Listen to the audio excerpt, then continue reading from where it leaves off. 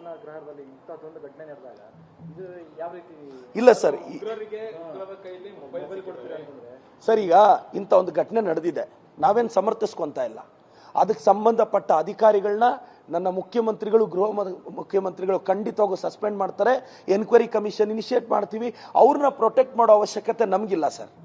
But ಇಂಥ ಒಂದು incident ನಡೆದಿದೆ, ಯಾವುದೇ ಒಂದು ವ್ಯವಸ್ಥೆಯಲ್ಲಿ ಇಂಥ ಸಮಸ್ಯೆ ಆದಾಗ ನಾವು ಹೆಂಗೆ ರೆಸ್ಪಾಂಡ್ ಮಾಡ್ತೀವಿ ಅನ್ನೋದ್ರ ಮೇಲೆ ನಿಂತಿದೆ.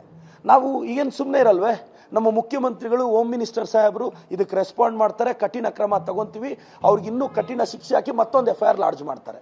ನನಗೆ ನಂಬಿಕೆ ಇದೆ, ನಾನು ಅದನ್ನು ಸಮರ್ಥಿಸ್ಕೊಂತಿಲ್ಲ. ಈ ಇನ್ಸಿಡೆಂಟ್ಗೆ ನಾವು ತುಂಬ ಸ್ಟ್ರಾಂಗ್ ಆಗಿ ಆಕ್ಟ್ ಮಾಡ್ತೀವಿ ಅಂತ ಮಾತ್ರ ಹೇಳಬಲ್ಲೆ ಸರ್. ಇದು BJP ಅವರು ಇದ್ದಾಗ ತಿಹಾರಲ್ಲೂ ನಡೆದಿದೆ. ಎಸ್, ಒಂದು ಇನ್ಸಿಡೆಂಟ್ ಆಗಿದೆ, ನಾವು ಅದನ್ನ ಖಂಡಿತವಾಗೂ ನಂತರ ಆಗದಂತೆ ತಿದ್ಕೊಂತೀವಿ ಸರ್. ಇಲ್ಲ ಸರ್, ಒಂದು ದರ್ಶನ್ ಸರ್ ಅವ್ರ ವಿಚಾರದಲ್ಲಿ ಹಿಂಗಾಯ್ತು, ಸುಪ್ರೀಂ ಕೋರ್ಟ್ ಚಾಟಿ ಬೀಸಿದೆ, ಅಲ್ಲಿ ಈಗಾಗಲೇ ಅದು ಎಚ್ಚೆತ್ಕೊಂಡಿದ್ದಾರೆ. ಈಗ ಇನ್ನೊಂದು ಇನ್ಸಿಡೆಂಟ್ ಇದು ಗಮನಿಸಿದೆ, ಇದು ಮತ್ತೊಂದು ಸಲ ಪರಿಶೀಲನೆ ಮಾಡೋಕ್ಕೆ ಸರ್. ಯಾರೋ ಜೈಲಲ್ಲಿ ಒಬ್ಬರು ಇಬ್ಬರು ಅಧಿಕಾರಿಗಳು ತಪ್ಪು ಮಾಡಿದಾಗ ಇಂಥ ಇನ್ಸಿಡೆಂಟ್ ನಡೆಯುತ್ತೆ, ಅವರಿಗೆ ಖಂಡಿತವಾಗೂ ಖಡಕ್ ಆಗಿ ವಾರ್ನ್ ಕೊಡ್ತೀವಿ. ಇಂಥ ಇನ್ಸಿಡೆಂಟ್ಸ್ ರಿಪೀಟ್ ಆಗದಂಗೆ ನಾವು ನೋಡ್ಕೊತೀವಿ. ನಾವು ಅದನ್ನು ಸಮರ್ಥಿಸ್ಕೊಂತ ಇಲ್ಲ ಸರ್. ನಡೆದಿದೆ, ಆ ತಪ್ಪು ನಡೆದಿದೆ, ಮತ್ತೆ ಮರುಕಳಿಸದಂತೆ ನಾವು ಆಕ್ಷನ್ ತಗೊಳ್ಳೋದೇ ಸರ್ಕಾರದ ದಿಟ್ಟ ಕ್ರಮ ಅಂತ ಹೇಳಕ್ ಬಯಸ್ತೇನೆ ಸರ್.